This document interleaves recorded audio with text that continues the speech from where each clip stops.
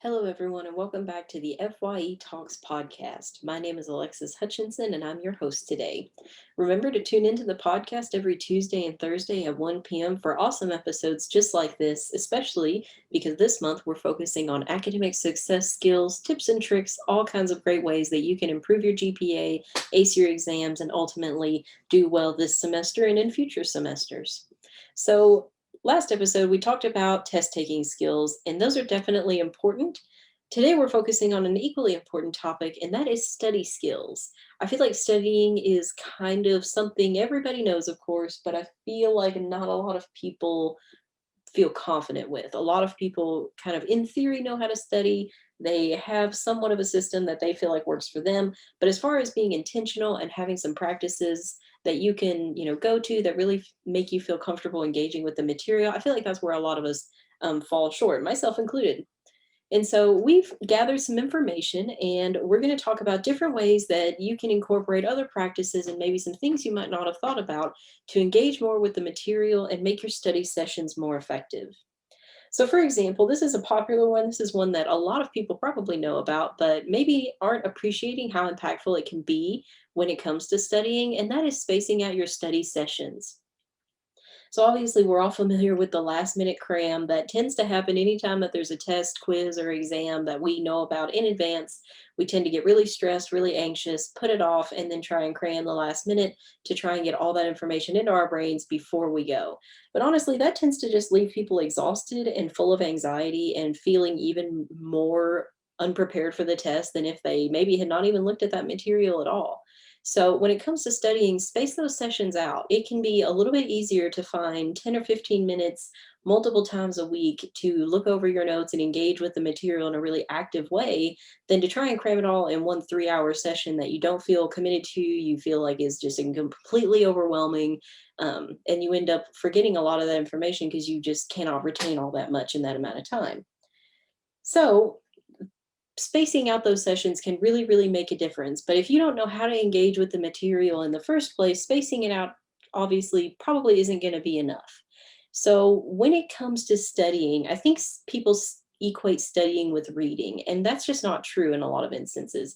You can read material multiple times, you can look over your notes, and if you're not engaging with it, then you're kind of just running your eyes over the page and you're not really committing it to memory. Some strategies that I recommend in my classes and different things that I've been a part of is definitely rewriting your notes.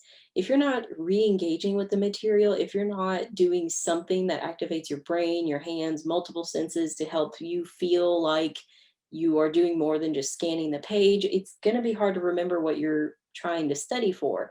So, for example, if you're in a science class and you're learning any kind of concept like the states of matter, for example, you got it all written down from class, you took notes from the PowerPoint, you took notes from your readings, things like that. You've got it on a notebook. Have one scrap notebook that you take to class and that you try and get as much information that you think would be helpful down as possible. Not everything, of course. We don't want to be trying to write everything down and, ignoring something that could be helpful that the instructor is actually saying. However, you've gotten the material from the PowerPoints and different sources and you wrote down things the instructor said in class, but it's all over, it's a mess, and now you need to re-engage with that material in a study session. And also the material in your scrap notebook, of course, is kind of hard to make out. There isn't a real clear system of how you wrote things down, what are terms, what are key points, what's the main idea, etc. So there are different study methods and note-taking methods that you can use to then re-engage with the material in a cleaner notebook, and that can be your study book. So you take what you've written down in class that you kind of just scratched down on the page and you review it, you move it over into a much nicer notebook where you take your time and then you use the material that you have, colored pencils, pens, paper, whatever you want to incorporate, to re-engage. So you're writing it out in a much cleaner, more organized fashion. You have a system, either Cornell or listing, note, all kinds of different systems that you can look into. you're highlighting things that you feel like you need to really focus on. You're, using symbols to denote what is a theory, what is a topic, what's something that your instructor said that sounded important.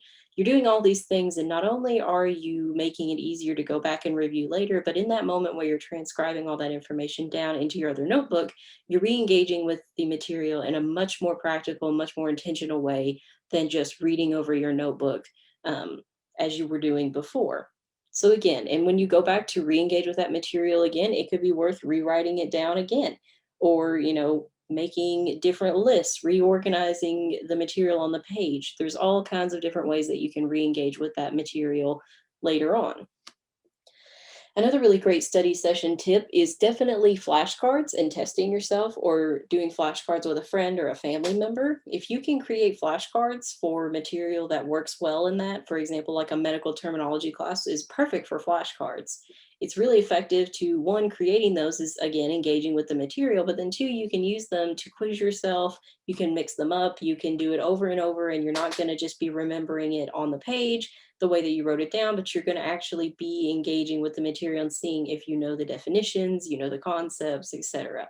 And it can be fun to incorporate that with family members and things, because then those people can quiz you and it's a little bit less boring or monotonous than if you were just doing it yourself. And then mixing it up is another really great study tool. You don't always have to study, just sitting at the kitchen table or whatnot. Sometimes it's very refreshing to go outside and study your materials there, or, go to a coffee shop or somewhere that you can get away from the house, that you can feel comfortable and that is kind of mixing it up. And sometimes even that, when you go to take your exam or whatever, you can remember, oh, I remember reading that at the park. It was really nice. Just those cues sometimes can be really effective in helping you recall information later on. And of course, it helps get you out of the rut of just looking over the page, studying, and then ultimately not engaging with the material and having trouble recalling it. Another thing that I always suggest when you're studying is to write down your own examples. So, for example, instructors love to give examples and metaphors and things like that to help you understand the material. And those are great. We definitely need those as, as examples. However, it can be really, really, really effective to then take what you've written down and reframe it in a way that makes sense to you. So, coming up with your own examples, your own metaphors. Imagine you're teaching this class to someone else. How would you explain it to someone else to help them understand it? Rewriting your material in that way can help make studying a lot more personal. It'll make more sense to you, and you'll feel like you've contributed to this information as opposed to just having it bounce back at you from the page. And also, of course, another one would be to be kind to yourself when studying. If you don't, make it all the way through the chapter or whatnot, just remember to be patient, and that studying is a process. You can pick it up and put it down as much as you need to, but the only way that you really have problems is if you don't engage with it at all. So treat it, like an art project if you like that, or like some sort of craft. Sometimes that can be really helpful as far as breaking up how monotonous studying seems to be sometimes.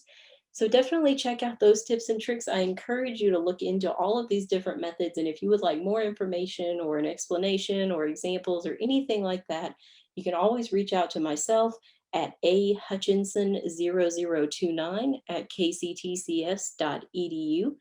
I'd love to talk this over, and you can show your study techniques, and then we can share them to other students who hopefully can, get some practice out of that and get some other ideas. That would be awesome. So remember to tune in to the FYE Talks podcast this month as we go over more tips and tricks for studying, taking tests, all kinds of really, really great things. We post every Tuesday and Thursday at 1 p.m. on the FYE Talks YouTube channel. You can also find our content on Facebook at ECTC FYE.